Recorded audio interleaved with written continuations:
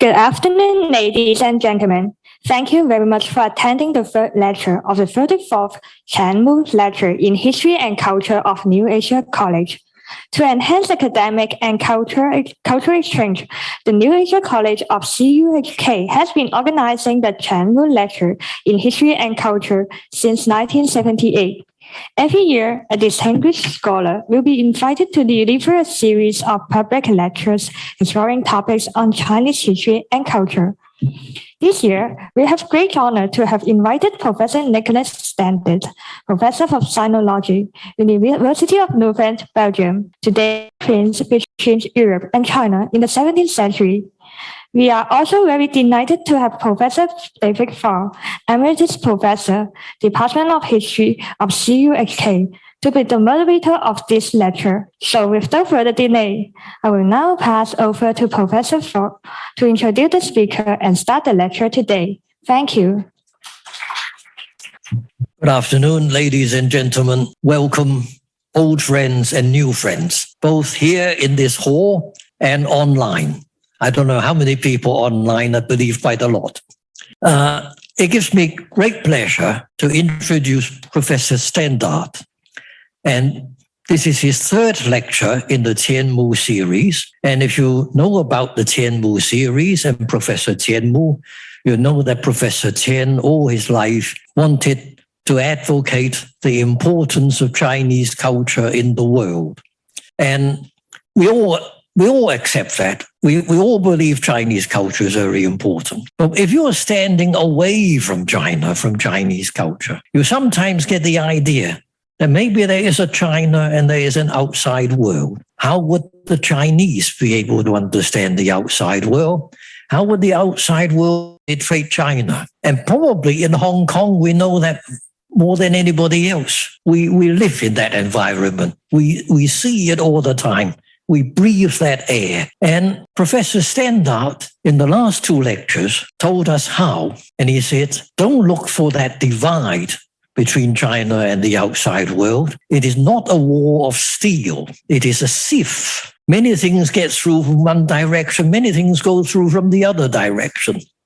He says, look for the in-betweenness. What goes in between the two cultures. That is the crack that will allow China to integrate into the rest of the world. And today, in this sort of political environment we live in, the confrontation between East and West, this is more important than ever, because if we can't break through that barrier between cultures, the consequences are so bad as to be unthinkable. So allow me, Professor Standard.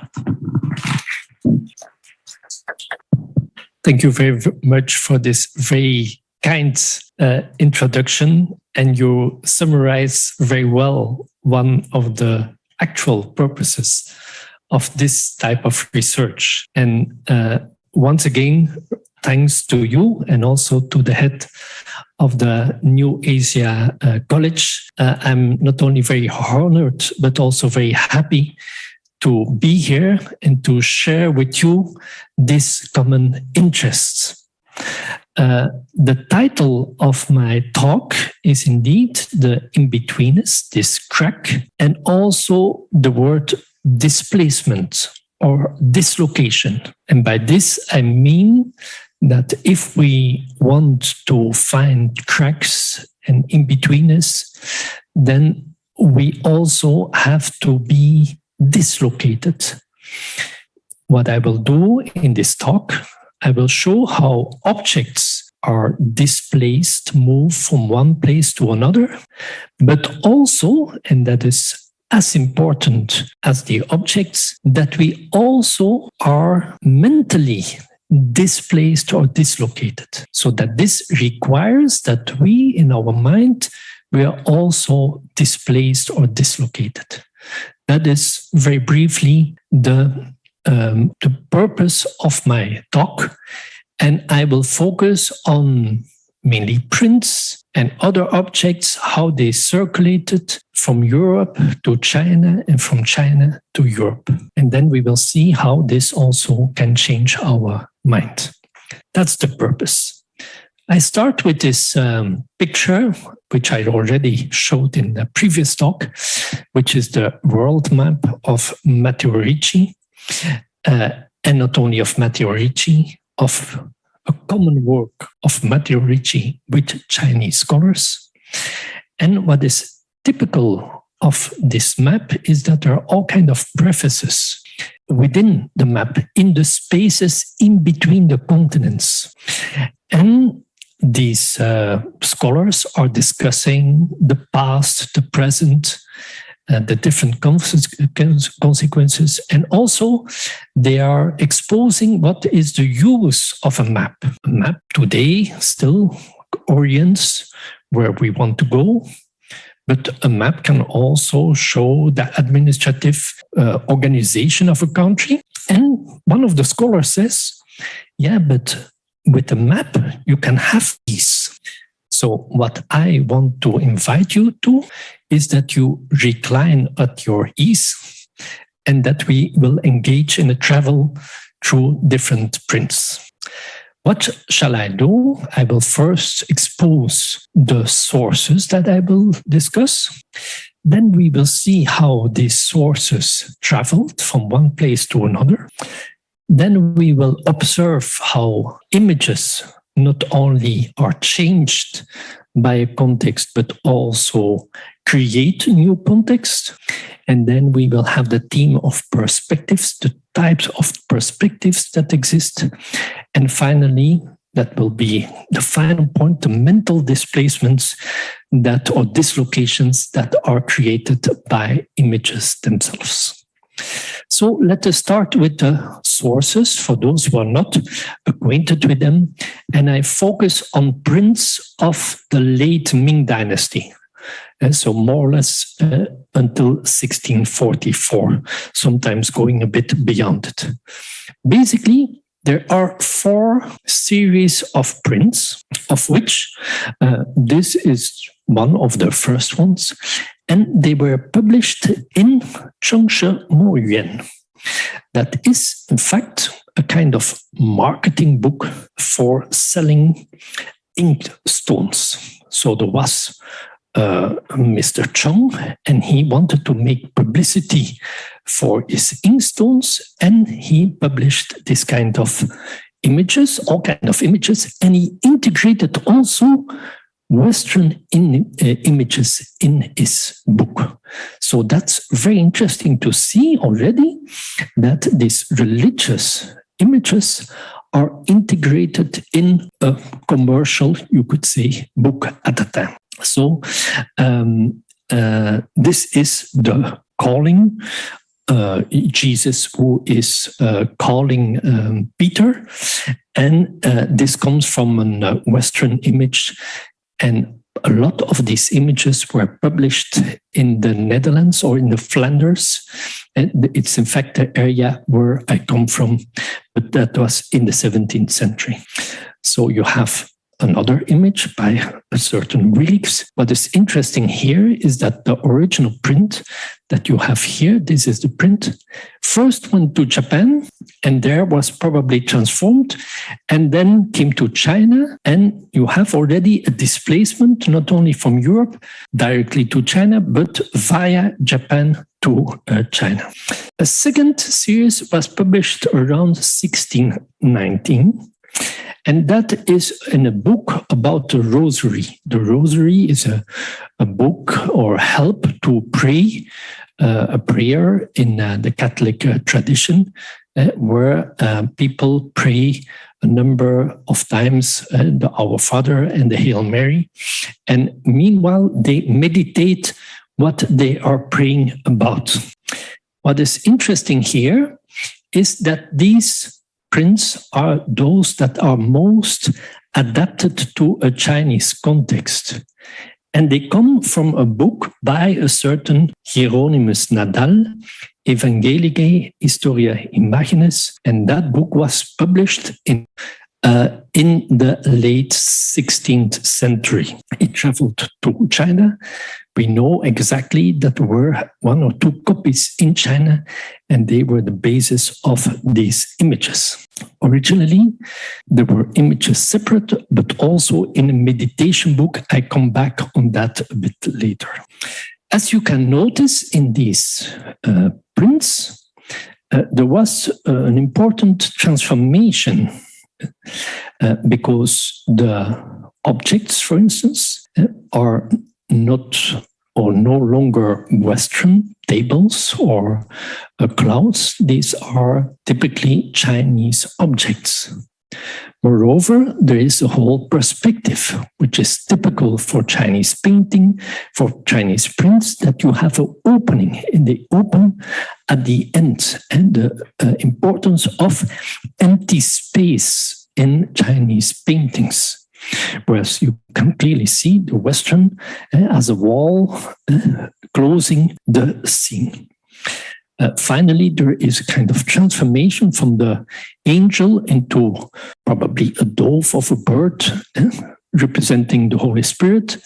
And there, that is a kind of signature of the interaction between a Chinese engraver and probably a missionary explaining, oh, you can replace it by an angel. Otherwise, nobody will understand what is this angel or this human being coming down from above. We come to a third series. A third series was published in 1637, Tianzhu Jiangsheng Chuxiang Jingjie. And this is also based on the same work by Nadal. The difference is that here the resemblance is close to the original view.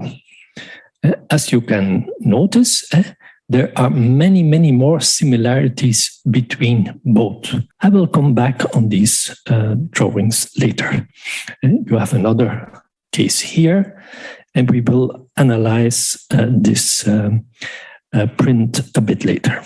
And then finally, there is a fourth series. And a fourth series, this is in a booklet of images presented to the Chinese emperor by Adam Chalfont-Bell. And typically of this book, there are about 48 images. Part of them come from the same book by Nadal, but also of quite a number of other engravers. I spent my time in going through all kinds of books on engraving in order to identify the originals. And you can see this is still Nadal, and this is Bartholomeus Ricci. That is not Matteo Ricci, but another one. And this is Goltzius. Goltzius is a Dutch engraver, all from the first part of the 17th century. You see changes, and we come back on these changes later. And then this is Jacobus de Geyn, and this is Raphael Zadeler. You see, there is a kind of simplification, but we will have to figure out where the simplification comes from. And this is again Raphael Zadeler after Rottenhammer, and this is Kager, and again Kager. I come to a first conclusion. When you look at this image, you will notice that there are a number of differences and resemblances, but I want to focus on the people here. When you see these people and these persons, they are the same. That are the so-called apostles. But now we are going, we fix on the other people there, and they are different. These are Chinese. And you see official and common people, a wide variety of people represented in this image. And this is representative of this circulation of prints, because these prints were produced in China and they circulated among Christian communities. And this Christian community is represented in the print, as is the case here. So the community that receives this print is also present in the print. So the converted image can become a power of conversion. Because images become Chinese, Chinese can also become Christians. It's It's not the only, that's more or less the displacement that takes place already within this picture. So this was just the presentation of the images that we are going to follow. Let us now see how they move from one side of the world to the other side of the world. And I tell you the story of the fourth series of prints, the life of Christ presented to the Chinese emperor. And the story starts in the Low Countries and also in Augsburg, in Germany, and in München. This is Nicolas Trigault, and he was a missionary who came to China, and he was here only for 2 or 3 years.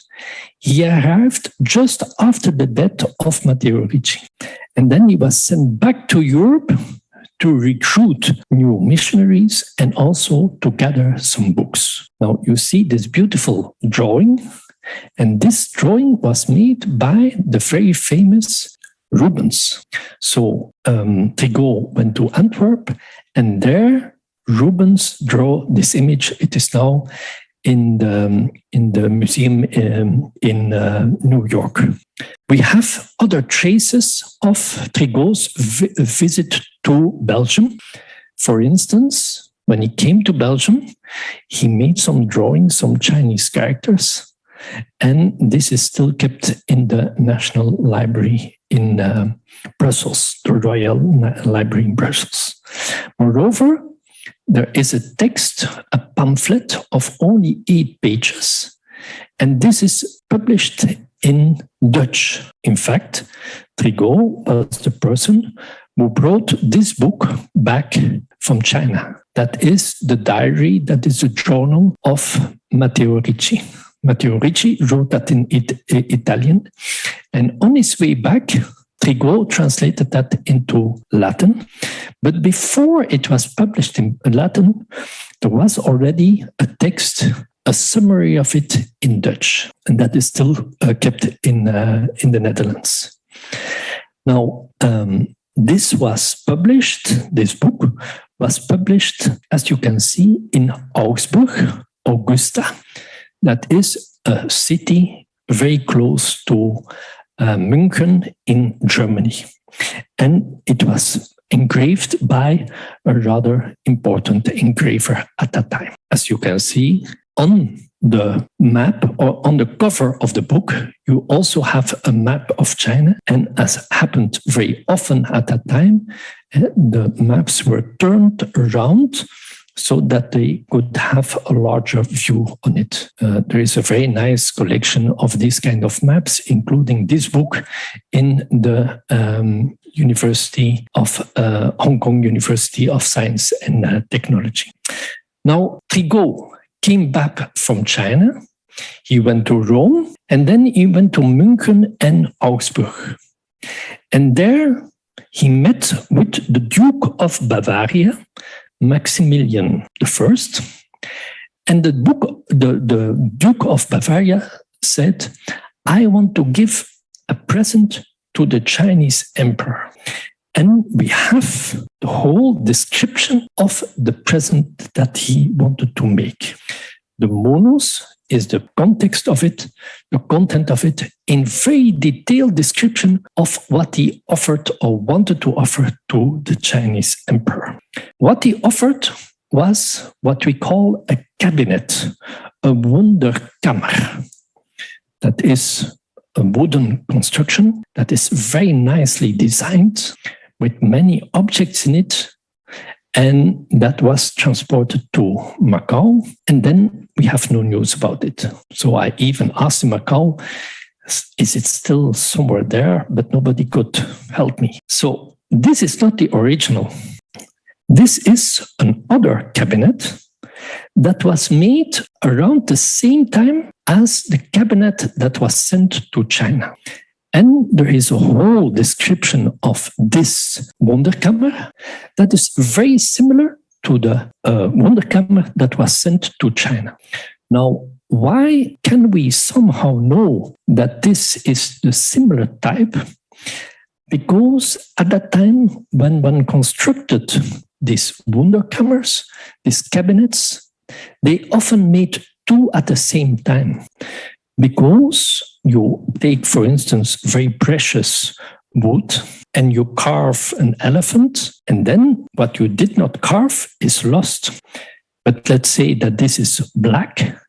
So you can have on one hand a black elephant and on the other, in the other object, a black background. And then you take a white object and you make a white elephant. And on one hand, you have a white elephant, and you have, where you have the black elephant, you have a white background. So that's the way how they worked. So this gives an idea of what the Wunderkammer that was sent to China. This Wunderkammer was a book published in the 1920s, but the Wunderkammer itself was destroyed at the end of the Second World War, except for some objects. So you can see how it looks like. And this kind of Wunderkammers, so you have paintings in it and you have all kind of drawers in which you put objects. And this way, these Wunderkammers were objects of a display of knowledge, of wealth. And so these were very important gifts that were made at that time. And as you can see, one even made a painting of this Wunderkammer. In it, you have all kinds of objects, and that's important for us because in the document with the detailed description of the content of the gift of Maximilian I to the Chinese emperor, they would say, in the first drawer, you have scientific instruments. In the next drawer, you have a small book and you have some other objects. This is one of the objects that is included in the Wunderkammer that went to Pommern, the other place. And when we look at it, this is a scarf. And when you have a close look, what do you see? You see the characters Fu and the character Shou, Chinese characters on this scarf. So my guess, I cannot prove it, is that Rigaud had this scarf with him. He came to München and he gave this scarf that was put in the Wunderkammer that went to Pommern, to the other place. You can see how there is this circulation of objects because this Wunderkammer is dated exactly 1617 when Rigaud was in that place. We continue with our description of the objects that were sent to the Chinese emperor. And here it is said that in the Wunderkammer, there is a small book as big as a hand palm with paintings and decorated with gold letters. That's the description, all in Latin. And this is the book on the basis of which the Chinese version was made at a moment when, a few years later, Adam Charles von Bell presented that book to the Chinese emperor. We know exactly the contents of this book. For instance, there are the reference to Nadal. Nadal is the author that I already mentioned with this prince. This booklet, I still hope that one day we can find it in the National Palace in Peking or in other place.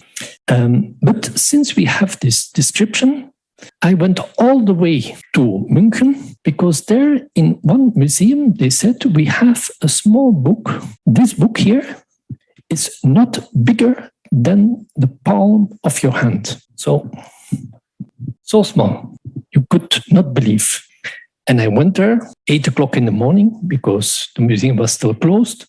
And then I could enter the place and under the guards, and we opened the book. And what did we see in this book?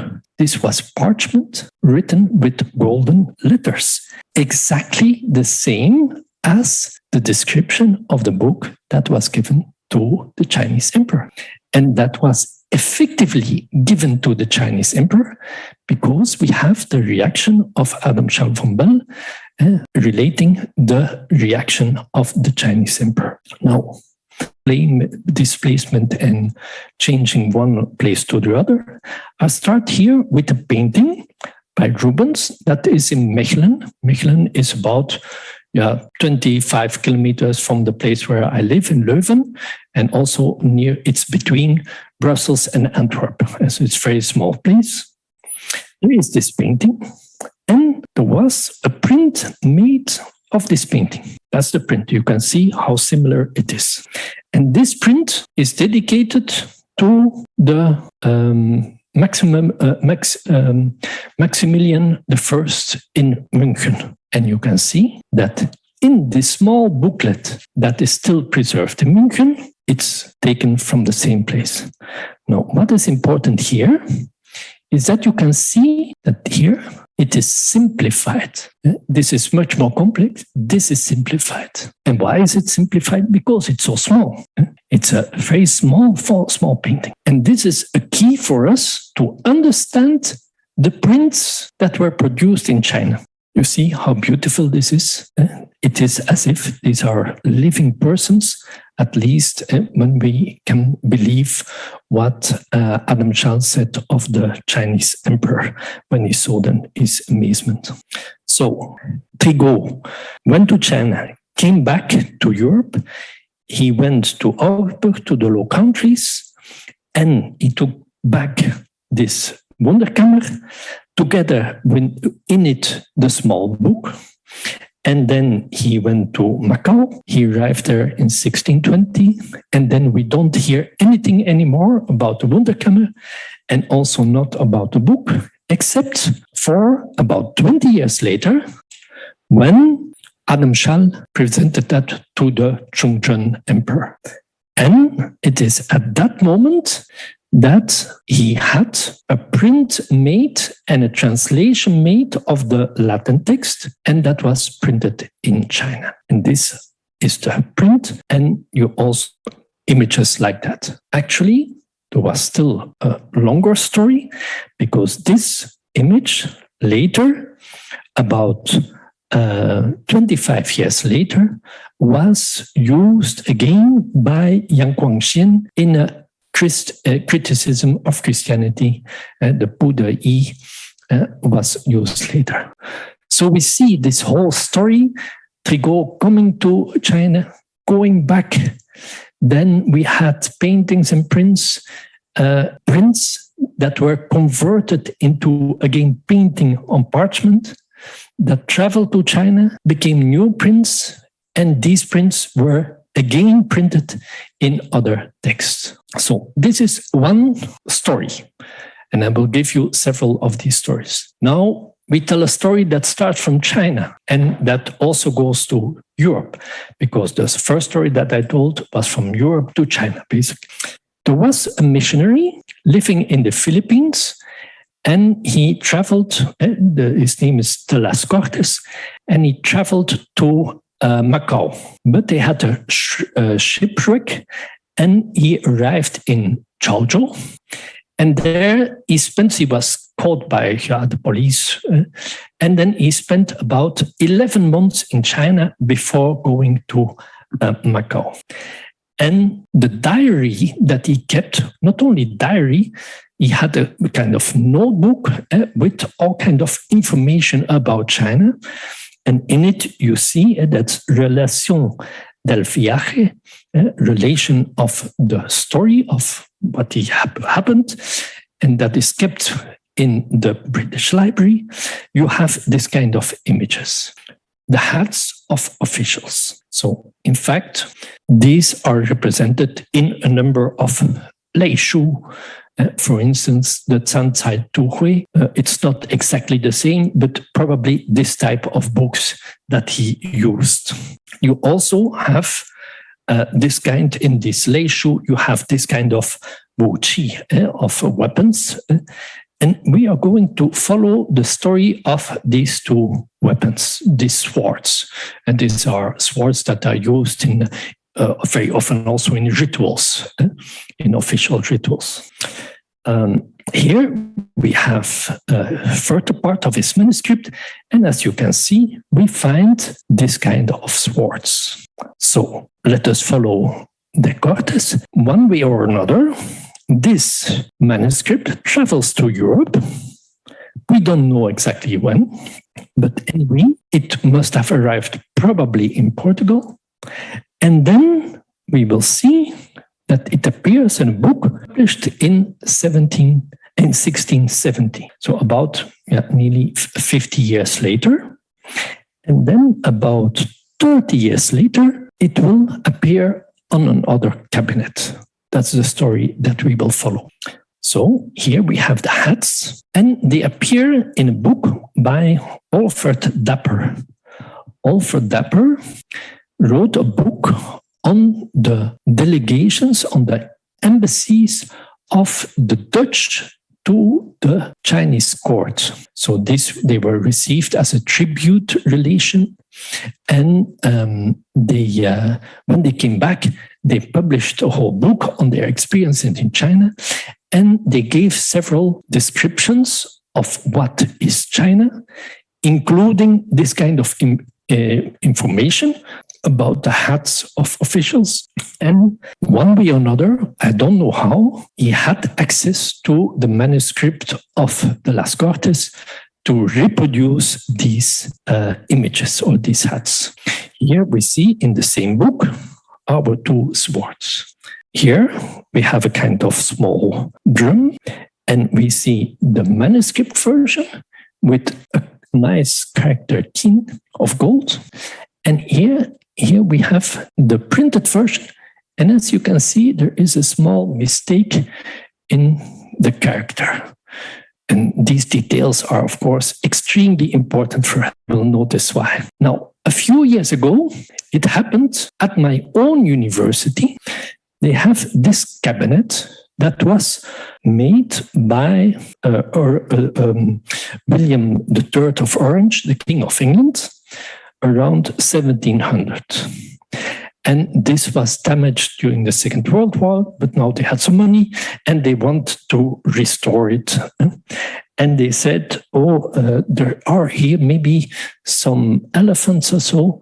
Is there something Chinese in it? They came to me and say, can you give some advice? Well, I'm not a specialist in this kind of matters. But I was looking at this image and I said, well, I cannot say anything about the elephants. But when I see this, there are some curious things. First, and this is not my invention, so we will focus on this here. They had already noticed that this came from some of these books. Books describing Roman military accessories. And as you can clearly see, this came indeed from this kind of book.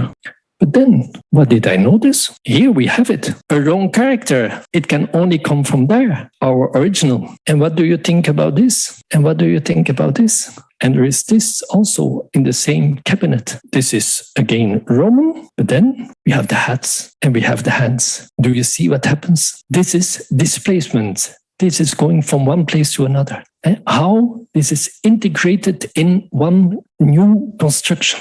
And it's partly by chance, because I would never go and look at this cabinet. It's by chance that they come and ask me. It's by chance that I like this kind of images and I start to look at it. And that, we can make this kind of connection. Also, you can notice that it's not only printing and painting and not only parchment, but also wooden constructions or cabinets. And you can see that you have several other examples, like this kind of flags. It's not exactly the same, but this comes probably from similar kind of books. I could not identify them. And we have this kind of paintings by Tian Pigeon on the cultivation of silk, which is a quite famous book. And you find that back in all kind of porcelain, but also in paintings. They are reproduced on all kind of different material objects. This is also a nice one. Mo was speaking about the screens. I was in a bookshop in Brussels, and there was a book about museums in Portugal. And I opened that book and I see this screen and I said, but I recognize something. Let us have a look at this. So this was the painting, the drawing, the print that we already saw. It became a Chinese version. And here we have the same. The similar one is also here. That is also one of these prints. And these are the screens. They are called the Coromandel streams. They were mainly made in Fujian for export. But objects travel from Europe to China, and there they are reproduced and they are traveling back to Europe. So it's really they change from object to object and from one continent to the other and back and forth. So it's a fascinating world in which we move. Now I come to the third topic, and the third topic is images creating new context. We have already noticed a number of changes that appear in the fact when you reproduce a painting or an image and so on. I like this print. That is a print that has nothing to do with China, but this is also 1601. And this is Jan David, and he says, look how these painters, you have all kinds of painters here, they are painting Jesus wearing the cross. And in fact, there is only one who reproduces the right Jesus. The others make him a devil, or they paint the Last Supper or the bird, and so on and so on. And that's more or less what happens when we read text or when we look at images. We start to imagine our own imagination of prints. So we can notice all kinds of changes that happen. This is discovered by one of my colleagues. This is the mathematical thesis of a student. When a student obtained his PhD in the 17th century, they had their theses printed, and on top of it, they made a drawing and also reproducing an image of their supervisor. These are beautiful times, of course, in the past when we did things like that. Now, on it, you have what they call the muses. These are representing the sciences, the different sciences. They were represented by ladies. And the queen of the sciences at that time was theology. But you had the lady for astronomia, the lady for musica, the lady for algebra, and so on and so on. So this was carried by Verbist, probably, or sent to Verbist. Verbist was a Belgian missionary in China. And we have them in the so-called Tongqi Chang. It's not Tongqi Chang, that's for sure, but it's often called the Tongqi Chang album.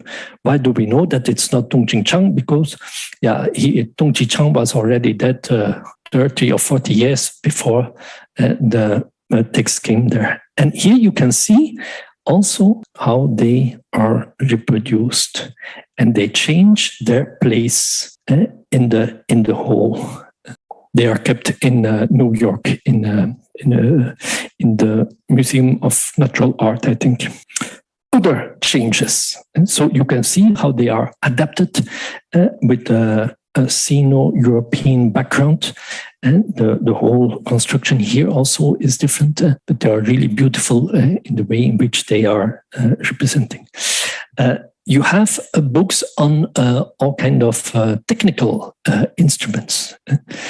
This is, do you know what this is? This is a computer before computer existed. How to read books, several books at the same time, without them falling down. If you don't believe this kind of, wait, I will come back here. They still exist. And you see, they move in such a way that they don't fall, they always stay in the same thing. So these kind of books or this kind of instruments were introduced to China, and then it's interesting, at least I like them, to compare them and see what happens in kind of cultural translation, visual translation. On one hand, you can see, wait, I must say, no, excuse me, yeah. So, okay, the books here are clearly Chinese, and the covers of the books there. And then, here there is a problem because, if you're really technical, probably this will not work. Now, of course, we should not laugh with that, because the point is then, of course, when we laugh, I always say to my students, we can laugh, but then we have to think why we laugh, because when we laugh, we see the difference. And then we have to understand, that, and one of the theses is that these images present a global view, a total represented behind it. So here, this I already showed, and this is the same. You can see that this is called a drum treadmill, where it's what is outside is inside, and the other way around in the two pictures. You see that this here, that would not work basically. So, but again, the representation of a global view. Let us look at anatomy. That's especially for you. So this, I had these images, and then I was, what I like is just to try to find the original ones. With all these images, I'm searching, and that can take some years before I can find them. So when I had this, so what is important here is this object. And you can search for Vesalius, but you don't have that object, and you search for some other ones, and you don't have that object. So I search until I find exactly the same. So I went through all the mathematical books that we had at the university. I couldn't find them, and I regularly went to the Library of Theology, where they have the ancient books. And then one day I arrived there, and then the librarian says, "Oh, are you still interested in anatomy?" I said, "Yes, I'm still interested in it." He said, "Oh, we just received a new book. Do you want to have a look at it?" I said, "Yes, of course. I want to see all the books until I find it." And I opened the book. Yes, and there it was.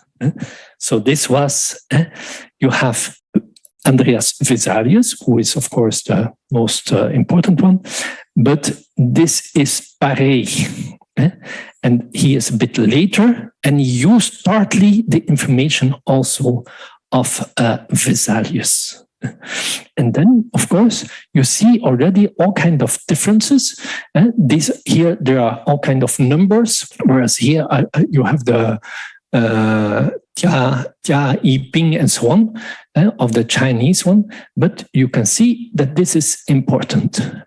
But there is no spade, because in the Chinese context, that has no sense. The spade, what is the significance of the spade in the European context, is the grave digger. So that this is a dead person. You have this kind of images. Sometimes some people say anatomy, but it's a total view that is represented. And here the same, you have the skit that has disappeared, and because that's the same significance, namely that someone has died. And when you here, they count exactly all the ribs that we have, and here again this global view where the details have disappeared. When we look at this here, that is the original one. And here you see everything is white. So here, this is clair obscur, and here that has disappeared. Moreover, we have to notice the hat. So according to some analysis, this would be Radaming, and this may be Qing, just on the basis of what is the hair. And the genital organs have been replaced by the characters. Now, what is important here, there was a book by Shigehasu comparing the Greek and the Chinese medicine or medical tradition. And he explains well that in Chinese tradition, what is important is the skin and the color of the skin at that time. And that in the European tradition, what is important are the muscles. And what is interesting here is that exactly this kind of shift appeared. When we look at representations, medical representations, you see that's all around the same time. In Chinese books, you have this kind of representations. That does not mean that Chinese cannot paint chiaroscuro. Chiaroscuro, that means that you represented the forms, the volume on the face or on the body by painting or drawing some parts more dark and some parts more light, so that you can see that here the flow. The volume is represented by what is made dark here. And here, the volume here is represented here. And here you can see that he used the chiaroscuro method, and that is Xiaopingzhen. But basically, so muscularity versus the color of the skin, this kind of shift translation that was made with these prints. Now, most interesting, when we did research on it, there was an article by Idema on skeletons in Chinese tradition, and he mentioned that Loping, that is 1772, so that's more than 150 years later, has a painting of the descents in the pleasures of the ghosts.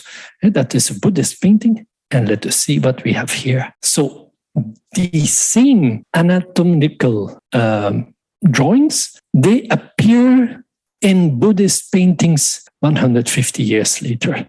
And you also have the simplified version, and that is this here. So it's really fascinating. And then you can say, yeah, but what's the relationship and religion? We should not forget that also for Europe, in the 17th century, anatomy that belonged to a domain that was also religious.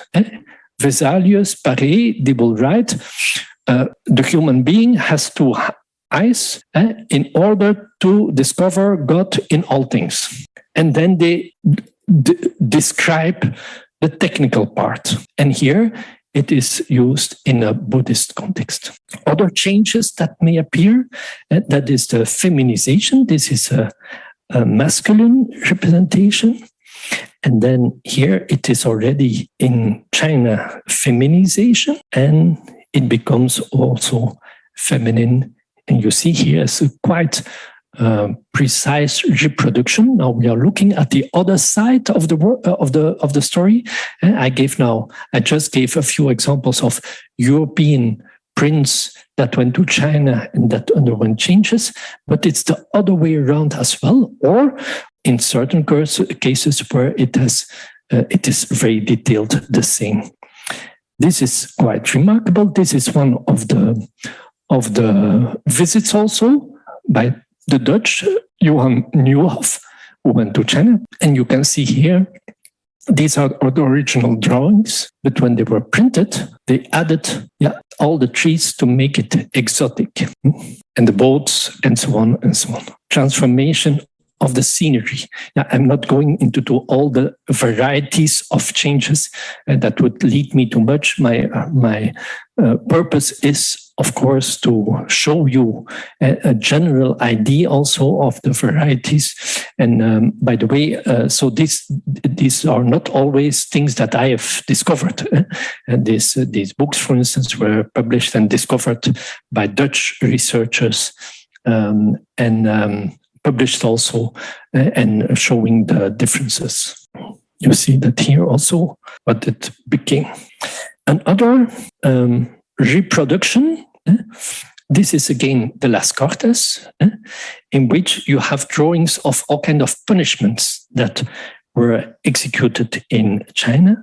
And you can see that you find the same drawing, but you also have a public added to it. And you have the same here, with a public added to the drawing. And I was wondering why this could be, and there was a very interesting article by a French colleague who said, or who wrote, he worked on photographs of the early 20th century with public punishments, and he said that in China, punishment, the purpose of these public punishments was to show how the punishments fitted the crime as stipulated by the code, whereas in Europe, it would more show a spectacle, a show that would have a redemptive effect on criminal and the attendants.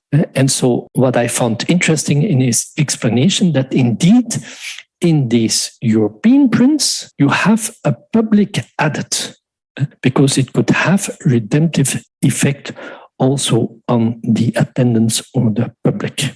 So this was an overview of all kinds of displacements, of changes that took place when images come from China, come from Europe and go to China, or from China to Europe.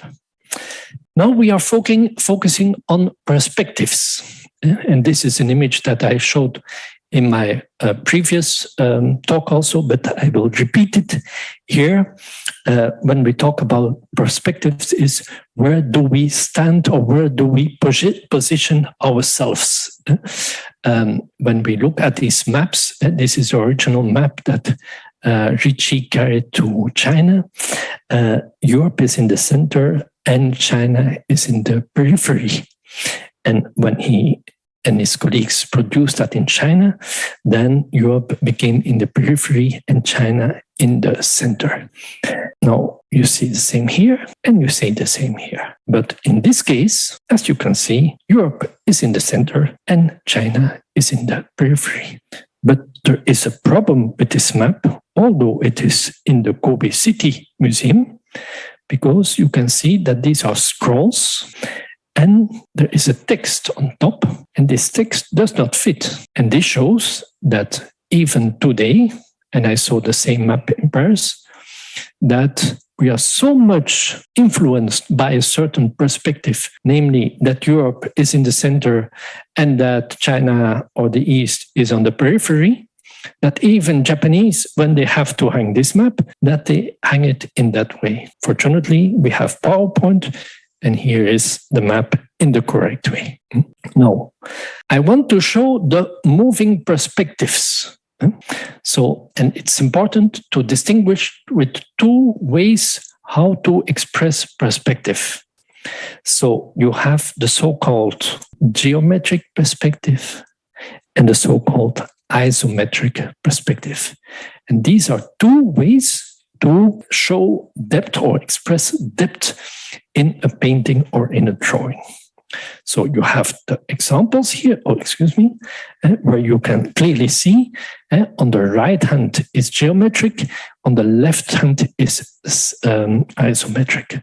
Now, generally speaking, the geometric perspective is typical of the Renaissance in Europe, and isometric is typical of Chinese drawing and painting. So we see, for instance, one of the books published at that time by on the Confucius-Sinarum philosophers. And what did the publisher do in Paris? Well, he used a very nice geometric perspective. Let us look at the prints. Here we see how it uses the typical isometric perspective. These are Chinese prints. Let us look at this here. Here we see a geometric perspective, and we see here an isometric perspective, the changes that were operated. As I mentioned, in Europe, geometric perspective was very much developed at that time and linked also with geometry and with mathematics. And you had one of the famous specialists of perspective, Pozzo, an Italian, and these books, beautiful books, were also translated into Chinese. beautiful prints that you can find also in Beijing. So now, what is interesting is that, as Professor Faure also mentioned, we have to avoid to say, oh, and this is Chinese and this is European. What I'm interested in is, how does this come together? For instance, let us look at this one here. And here, they nicely reproduce the same geometric perspective, but very interesting. Look at this. Here are no tiles, and here they added the tiles, and they are in isometric perspective. You can see that in the same print, you can have two different perspectives. Chinese were perfectly capable of reproducing the geometric perspective. This is Jiao Pingzhen, who was a Christian, famous painter. And we have here is, because he was also at the Astronomical Bureau, he had these paintings, and you can see how well he mastered this technique. And this is also by him, and you can see the same. Now, some of these images, not of Jiao Pingzhen, I have not yet identified the origin of this, went also to Europe, where they produced European prints of the life of Confucius. This is the famous scene that we just noticed before. And you can see that here, the European print reproduces the isometric perspective. In the same book, you will have geometric perspective and isometric perspective, the combination again of both. Let us look at this print. This is published in China with a perfect isometric geometric perspective. But this is very interesting because here you have two perspectives. On one hand, you have geometric, but here you have a bird's view perspective. What I mean by that is that if you are standing here, you cannot see the back normally of this platform. You cannot see that from here. So let us see what happened here. Here you have a top view, a bird's view. So that shows how in one and the same print, you can have different perspectives, which of course for me is interesting because of in-betweenness and the combinations that happen to be there. And this is a beautiful Castiglione also with the same technique. I come to the final part, and these are the perspectives that dislocate. Namely, how can perspectives make that we move and that we also mentally move? And here I come back on my first and my second series of documents that we looked at. And I mentioned that they come from the book by Nadal on the history of the Gospels, the life of Christ, basically. And this book does not only have images, but also guidelines and help for meditation, how to meditate with visual prints of the story of the Bible. Now, what is very important to understand these visual meditations is that in the tradition of Nadal and of Ignatius, who was the founder of the Jesuits, Ignatius wrote a book on the spiritual exercises. Basically, he says, when you want to have a healthy body, you have to exercise yourself and you have to walk and to do sports. But when you want to be mentally healthy, you also have to exercise your mind. And you can meditate by exercising your mind. And how do you do that? When you meditate, you start with what he says, the composition of a place. And what does he mean by that? Is that when you meditate a story of the Bible, for instance, Jesus was walking through a village and there was a tree and there was a man who had climbed into the tree to meet Jesus. Maybe you have heard about this. When I'm telling that story, you can start to imagine and compose a place mentally where you see a street and you see a village and you see the tree and you see this man in the tree. That's a composition of the place. So when we meditate, when we remember something, what is fundamentally important is a place. If I ask you, where were you on 9/11, 2002? These are for 2002 or 2001, 2001.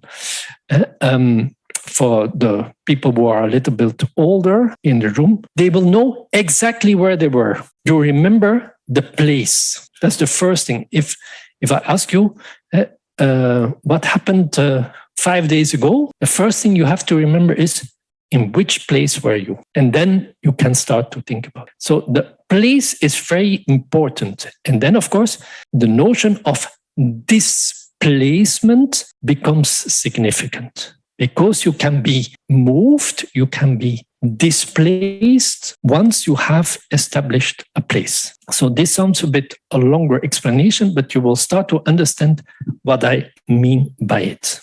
Now, so this is a method that is used by Ignatius and by Nadal, and he is writing all kinds of meditations on the Gospels. And then they were wondering whether they would add these images or not to this book of meditation. Now, there is a problem when I use images because that could fix my idea. That could have as a result that I take this as an historical event, or that every time I meditate, that I'm only fixed by the image that is given to us, and that there is no dislocation or displacement in the image.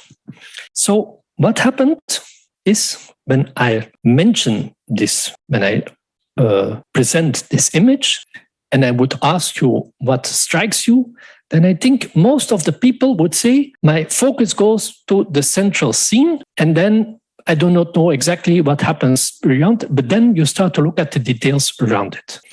Now, what did they do? What did they invent it? Namely, here you have A, B, C, D, and so on. And in the image, you have A, B, C, D, E, F, G, and so on. So in order to help you to displace yourself from the central view, they will say, now you go to A, and then you go to B, and then you go to C. So let us look at it here. So first, you meditate. God brings together all the angels to say, what if I become a human person? And we have to find an angel who will announce that to Mary. And then B is the angel becomes a real angel, the spirit becomes a real spirit, and then goes to the house of Mary. But instead of moving directly to Mary and the angel, first goes to here, the D. And the D, when we look here at the story, it is said, oh, this is the house of Mary that is in Loreto. Loreto is the place in Italy. And according to the tradition, the angels took the house of Mary and transported that to Italy. We are not in a historical explanation, but we are trying to understand the context of that time. And so that's a nice image for us because you see that this house was displaced. It moved to another place. We go further because after E, after D, we have the encounter between the angel Gabriel and Mary announcing that she will give birth to a son. But the story is not yet finished because there we have God creating Adam, because according to the tradition, and that is here mentioned, the announcement of the birth of Jesus was on the same date as the creation of Adam 3,000 or 4,000 years earlier. So mentally, we already went back in the time here because that was happening before our scene. And now we go even further back in time. So we are mentally displaced in time and in place. It is not yet finished because here we have these two scenes, namely Jesus dying on the cross and announcing then the entering into the limbo, announcing the liberation. According to the tradition, the Annunciation was the 25th of March in a few years. That's 9 months before the 25th of December when Jesus was born. And this is the same day as Jesus died on the cross. Sometimes it happens that Good Friday is exactly on that day. So this is the whole theology of that time. What is important for us is the method that is used here.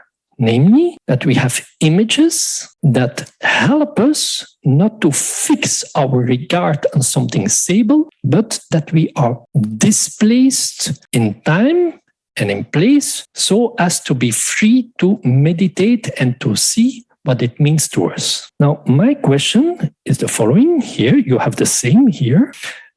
And you see that, so this was the Annunciation, and then the next scene is the Visitation. Visitation means that Mary then is expecting the child and goes to visit Elizabeth. And so here you first have the repetitio of the previous scene, which is the Annunciation. And then we see here the B, that is Joseph and Mary are traveling, and they will leave behind the donkey or the horse in front. And then we are explained again the building of where they will meet. That's the house of Zacharias in Judea. And then we have the encounter between Mary and Elizabeth.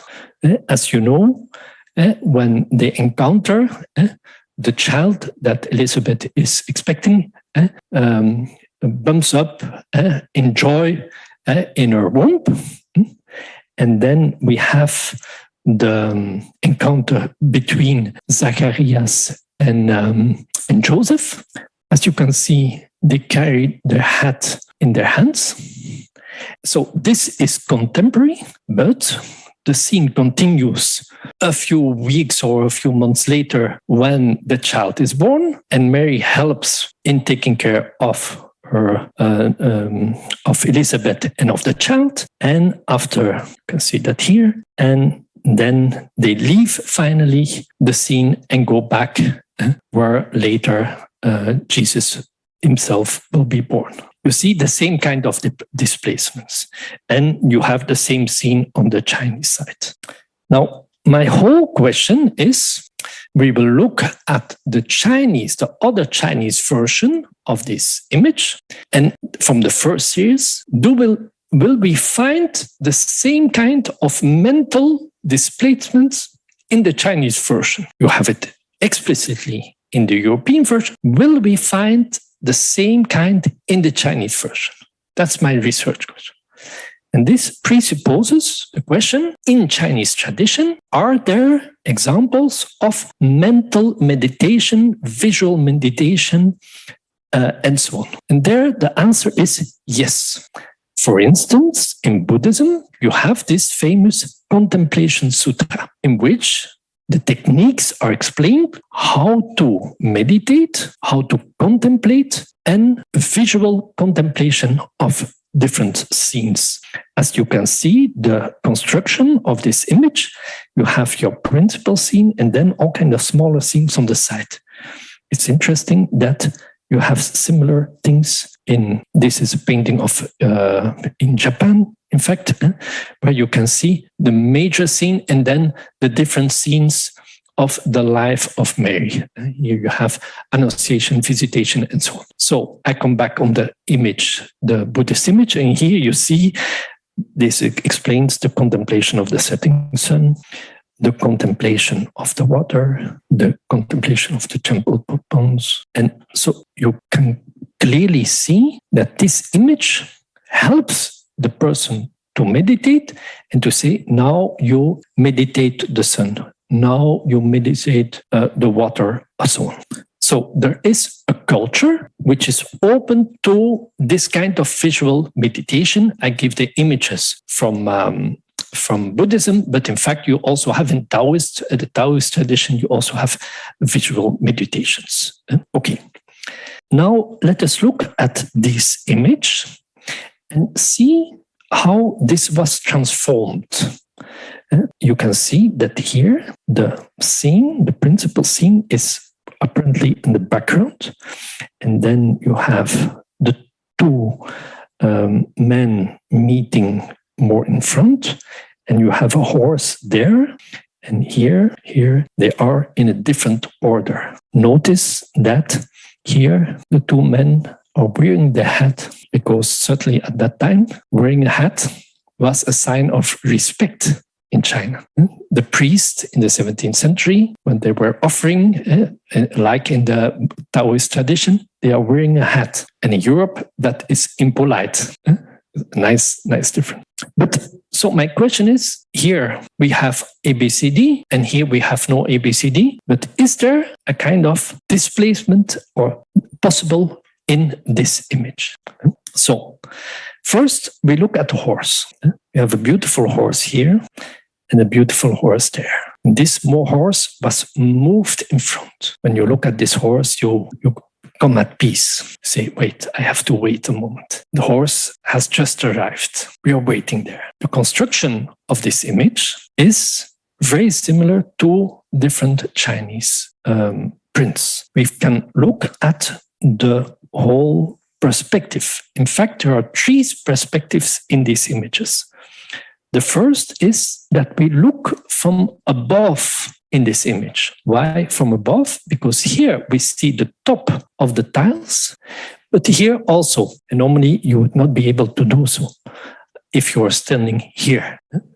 And here you have exactly the same. Second is that you have a direction with the tiles that leads to the back with the opening in the back. Third, and that's typical of the Chinese drawing, that this scene here is a frontal scene. Here you can be just on the same level as the image, just as it is here also, that the image is usually divided in two parts, where you can focus on the first part and you can focus on the second.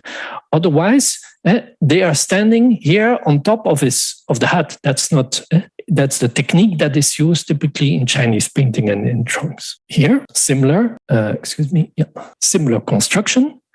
You see a scene from that's from the Jinping. All the images that I use is around the same time, with a horse and with a maitre scene. And important is also the tree that links the first and the back. You will see the tree in many of these images. Let me first look and focus on the gate, because here we have a gate added. We did not have it in the Western print. And the gate, you have very nice, what is the meaning and how do you have to draw a gate? This is from the Mustard Seed Garden Manual of Painting, and that's a bit later, with a beautiful explanation. It is not necessary to see the innermost rooms of dwellings in the mountains to know their peaceful seclusion. A glimpse of the gate is enough to recognize the abode of the follower of the Tao. So the gate tells us something about the abode of the follower of the Tao. And here you have different gates showing that. And we can look at the different uses of a gate. And these are the prints that I discovered yesterday, which is nice. They are peeping, they are having kind of glimpse of the inside. So a gate is also there to pause a moment and see, what is going on inside. And you see all over also the trees and the links and the gate and so on. Very classical theme on the whole. Another thing that is important in Chinese prints, just like in the Western prints, is that the images can be synchronic. That means two things happen at the same time. This theme happens at the same time as this here, whereas in this case, there is a displacement because first they are here, and then they have entered, and then they are here. These are the same people, and that is often used to have two images basically in one. So let us look at these scenes. So here, what do we see? The horse. And what's the meaning of a horse? They have just arrived. And then there is a first encounter. And then they enter and they will through the back. In this case, they have arrived. They will enter.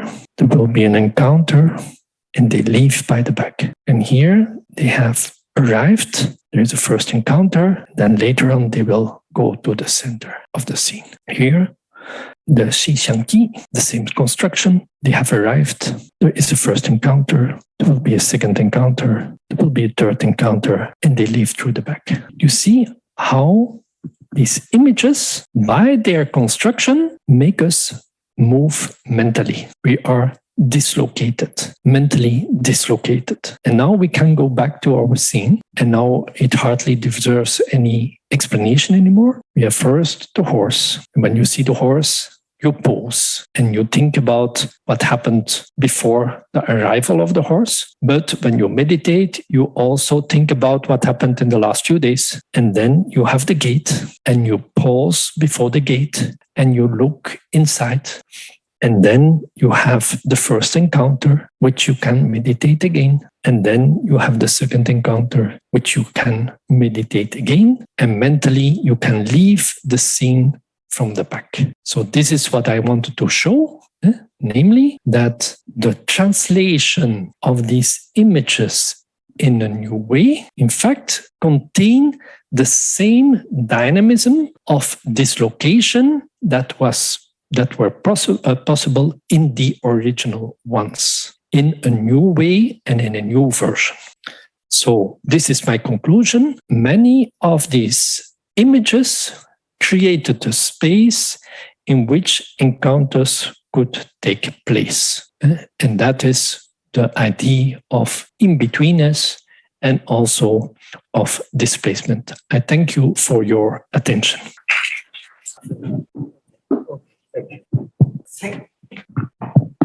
Thank you very much. That was a feast for our eyes. Thank you. We have 25 minutes, I've been told, and I've no doubt we'll have questions from our friends on the internet. I don't know how to use this, though. Where do I see? They will appear. Where do I see the questions? They will appear. Oh, they will appear. Okay, so I don't have to worry about it. So people on the internet, if you have questions, by all means, you can write them in. But we also have people here in this hall, and I've no doubt you have many questions. And if you don't, I have mine, but I shall offer you the opportunity first. Well, there's a hand already. Please.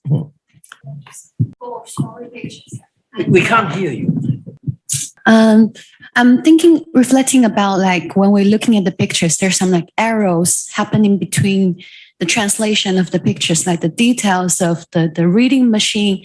And we see actually there are a lot of like unknowing kind of shown between the transmission of the pictures. And it also shows there is like a global awareness of trying to know each other, but also the unknowing part was showing as well. And so coming to the end, Professor, you kind of trying to make a conclusion that between the East and the West, we all show a displacement, a movement among those pictures, like the move of the story and the move of the plots and the development of the ideas. But also, I want to see whether there is also like arrows between like those movements. For example, in a picture that shows a religious story from the birth of Jesus, and then it goes to the death of the Jesus, all shown in one picture. There is a clear sequence of plots that's happening throughout the time. But will there also be like the misunderstanding that when China received those pictures, but the plots, the sequence of the plots was misplaced? Like they understand the story in a different way, in a different of like sequence of developments. I don't know whether my question was explained well. Yeah. Yeah, thank you very much. First, I appreciate your question and your stress on unknowing, because there are quite a number, certainly in these visual images, there are quite a number of things that we don't know and that are unknown. And you have seen also in the final part, there is also a kind of interaction between these images and myself in terms of interpretation. I cannot guarantee 100 or 100% that the interpretation that I gave is absolutely correct. That I do not even pretend that. But I hope to have transmitted that certainly also with images, there is also kind of, and then they come to this in-betweenness, there is always a kind of dialogue. So, and that's the strength of these images. These images still appeal to us, or at least to me.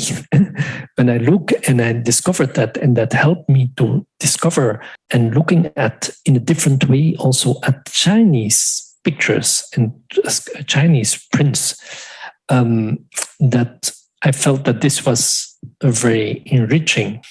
Is my interpretation correct? I'm not sure. I don't know. And there we are on the theme of misunderstanding. Maybe there are misunderstandings in my interpretation, as there could have been or were in representations by Chinese drawers or engravers in the interpretation of Western images. But I'm less worried with whether there is a misunderstanding or not. So when we judge and qualify something as a misunderstanding, then we say, okay, this is right and this is wrong. And that's certainly a correct way also to approach these themes. When we see this technology and so on, and then you can say, well, this is wrong, that cannot work. As simple as that.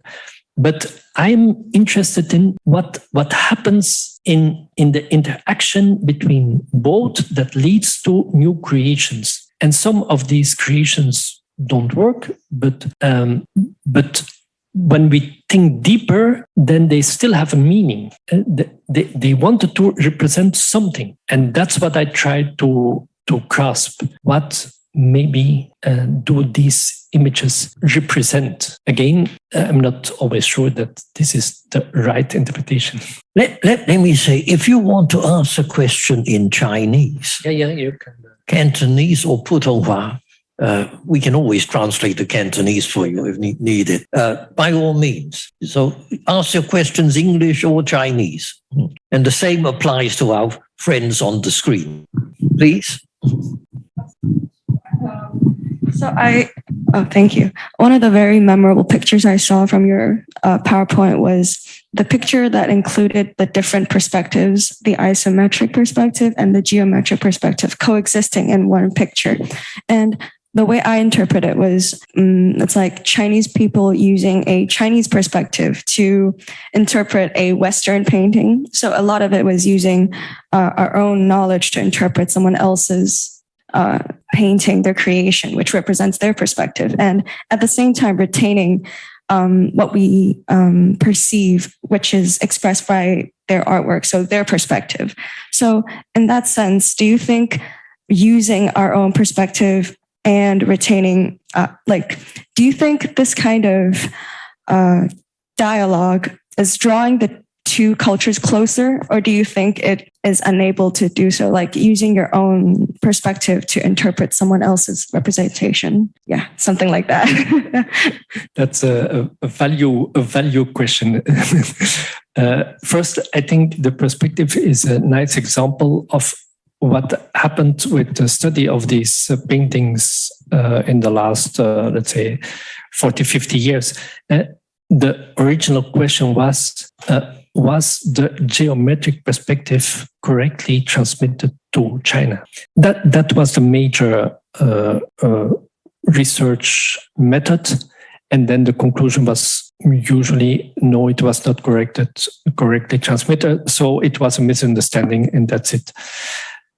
Whereas, as I've tried to show, is let us look at these pictures and how they are combined, and not only where you had two perspectives in one drawing, a Chinese drawing, but you have the same in European books, where you can see that this French book adopted the isometric perspective. So I would less, let's say, make a value judgment. Does that bring people together or not? Is that the way how we have to proceed? But rather, I start from what do I see and what happened, and there I come on the fact of an encounter.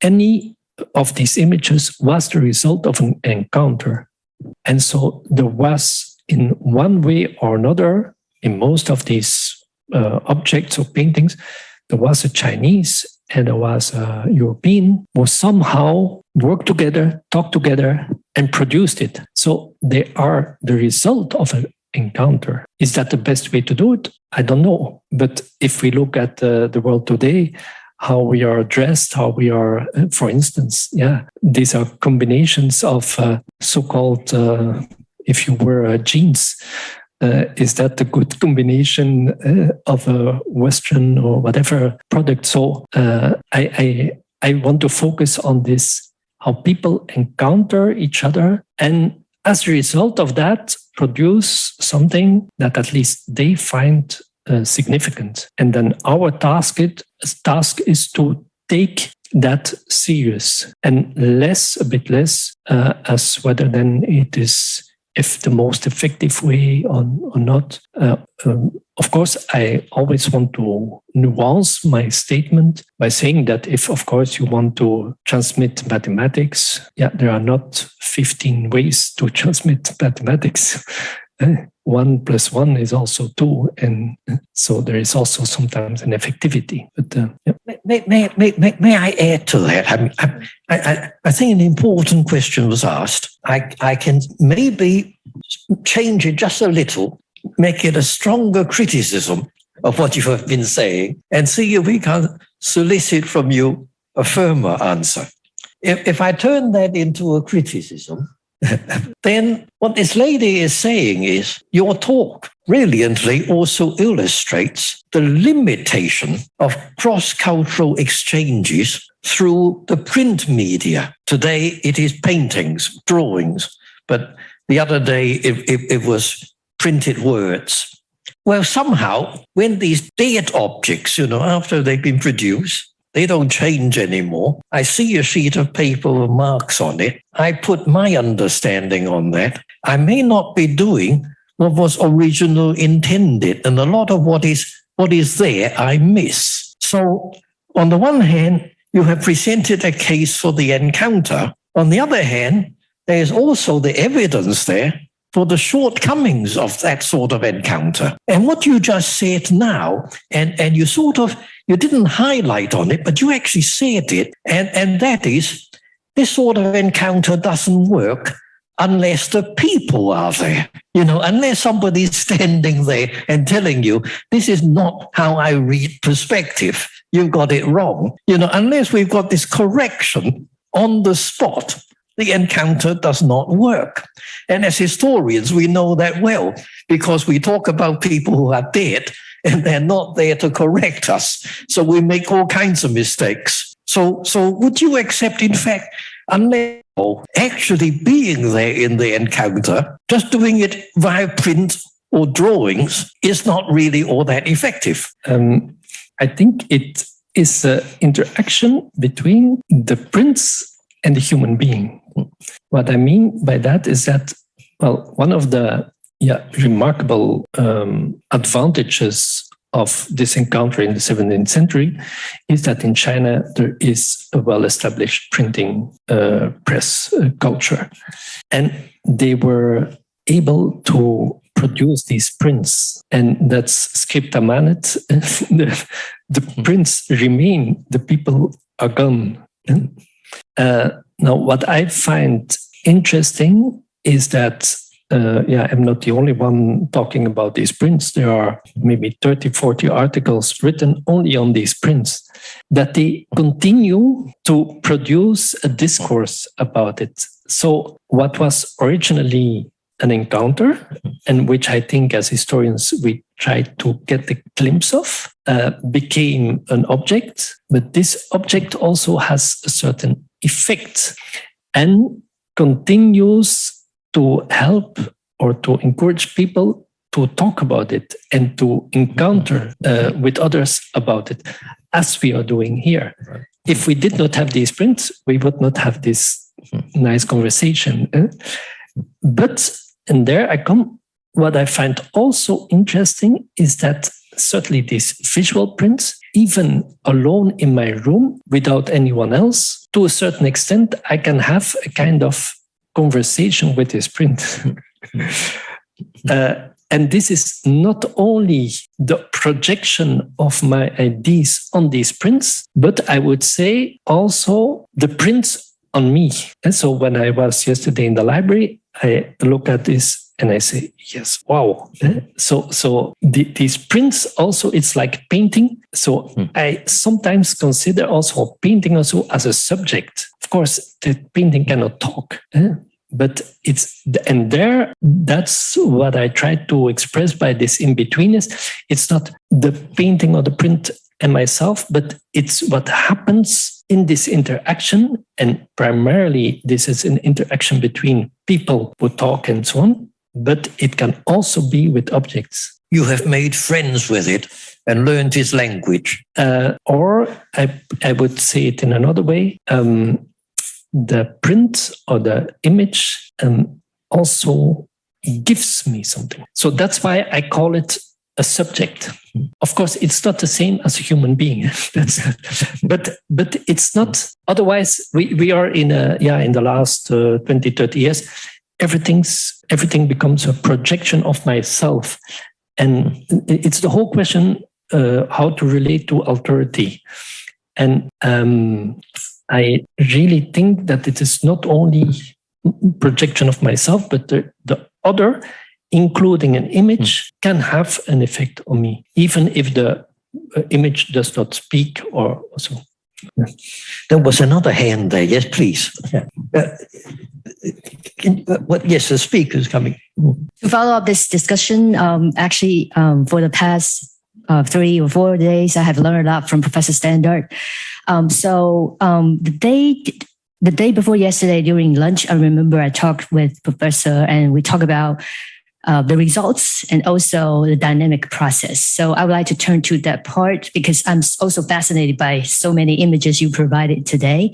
So I just have a very small question about it. So about the isometric and geometric images, I'm just wondering whether some Chinese painters who were in charge of this, because maybe they were trained by previous tradition in Chinese culture, and then they were commissioned by Western missionaries, and then could it be the reason why they combine these two traditions in one image like that? Or could you explain this kind of dynamic process and then it leads to this kind of results? Yes.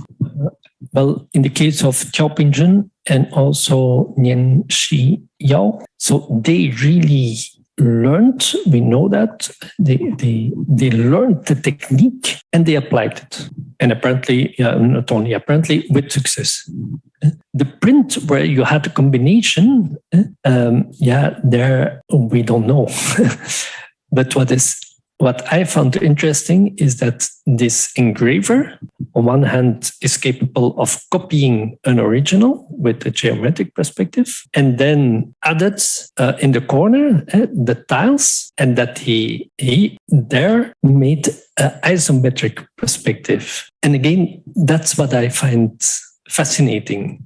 You have to spend a lot of time to look at these images before you suddenly say, oh, but this is because these are just the tiles.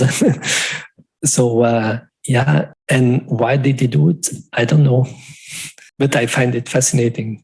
Yeah. We have a few questions that came in online. I'll just read out the first one. We probably don't have time for all of them. But this gentleman says, there are two views on the translation of Western Catholic pictures and doctrines. One is that translation and new creation are beneficial. The other is that this localized adaptation is detrimental to Orthodox Catholicism. What do you think? At least of all these images, I do not see that there is, if one wants to evaluate them in terms of Catholic Orthodox Catholic tradition, that there is one unorthodox one. No, let me formulate it in maybe in another way. You have a whole variety of reactions towards these kind of adaptations, also by local cultures, local Christians. I give an example. It is not, let's say, an exception that today in Japan, that a number of Christians would prefer the image of Mary from Renaissance or Baroque Italian painter rather than an image of Mary who became more Japanese. And this has to do with identities. Very often, a local community of Christians, they want to stress their identity different from the other traditions in a culture. For instance, Buddhist tradition or Taoist tradition or Shinto tradition and so on.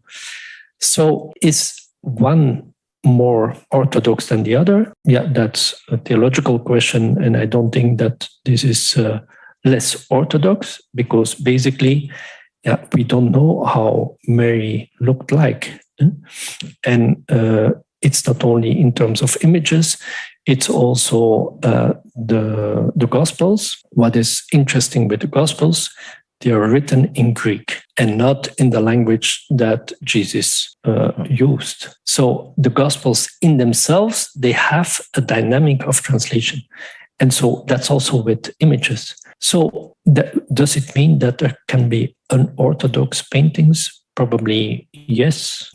But I would not oppose the two views that are mentioned there, because I think that to a large extent, these are orthodox images, but they are certainly an adaptation to the local culture. Yeah. We're running out of time, so I'm reserving the last question to myself. I'm sorry, we have a few more minutes, and I'm sitting here, so I'm taking it. I want to ask you this question. It's a big question. You've seen the cracks. You're creating more cracks, so more light is coming in.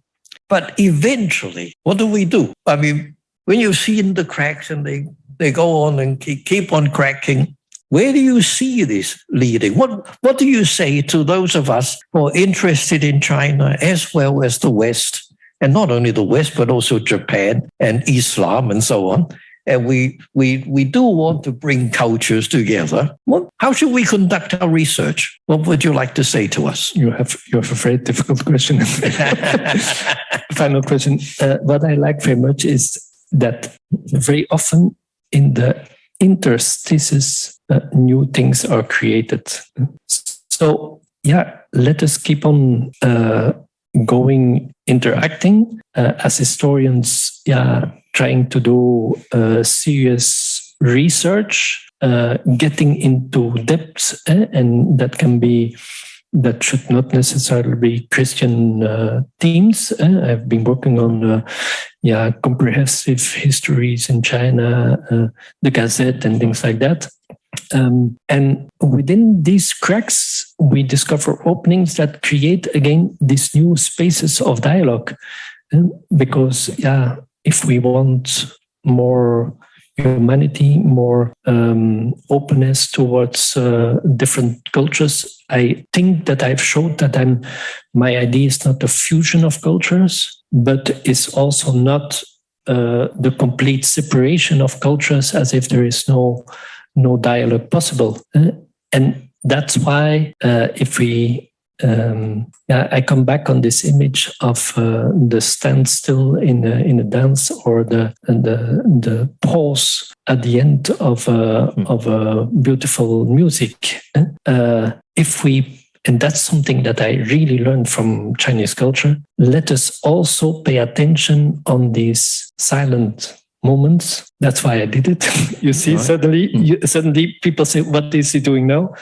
Because these are the moments in which things are created, and where we find the meaning, where we find when you spend some time with someone you know well, and you are able to spend silent moments with this person, there something happens. And that's something that I received, at least from Chinese culture. So that's my wish to, especially all the young people in the room. So with that, we conclude this year's Tianmu lectures. Thank you very much for joining, and join me in thanking Professor Standard for the excellent lecture. Thank you so much. Thank you, Professor Standard and Professor for this inspiring lecture, and thank you all again for coming. And lastly, please help us fill out the questionnaire by scanning the QR code on the screen. Thank you, and look forward to seeing you again in the future.